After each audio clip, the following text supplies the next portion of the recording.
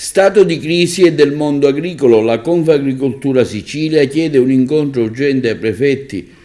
della regione, trovare soluzioni insieme alle istituzioni in tempo celere.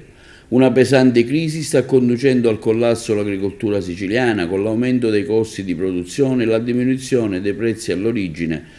che hanno ridotto fino ad azzerarla quasi del tutto la liquidità delle imprese che operano nel settore primario dell'agricoltura. Inoltre ci siamo appena lasciati alle spalle un anno reso difficile da calamità naturali, calura, piogge nei mesi estivi che hanno compromesso il raccolto dei foraggi,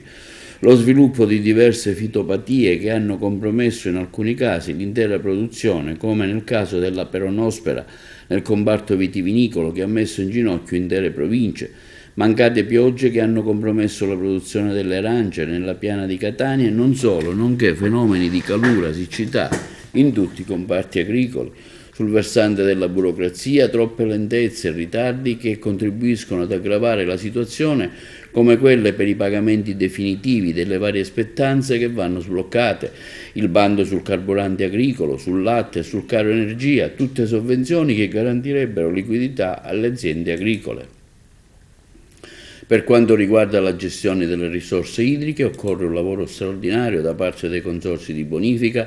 per riempire gli invasi e garantire una gestione razionale e funzionale in un'annata siccitosa come questa. In questi anni difficili si sono affrontati i temi con strumenti ordinari, le diverse e molteplici problematiche che necessitano di interventi invece straordinari. L'agricoltura rappresenta in Sicilia uno dei settori economici più importanti, con una percentuale di superficie agricola utilizzata rispetto alla superficie territoriale tra le più alte tra le regioni d'Italia, il 56%, con un valore della produzione lorda vendibile, valore aggiunto e valore dell'esportazione più alto di altre regioni meridionali, a significare di quanto essa rappresenti ancora oggi una grande scommessa sulla strada del riscatto economico ma anche sociale dell'isola.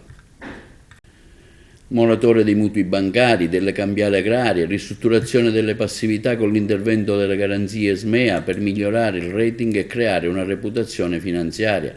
rapida e concreta applicazione del decreto legislativo 128/21, pratiche sleali in modo da favorire un'equa distribuzione del valore all'interno delle filiere agricole e accelerare il contrasto a pratiche chiaramente sleali come l'imposizione dei prezzi di vendita inferiori ai costi di produzione. Attenzione agli strumenti necessari a garantire il divieto di vendita sotto costo, coinvolgendo l'autorità garante per la concorrenza e il mercato sulla vigilanza dell'applicazione delle disposizioni che disciplinano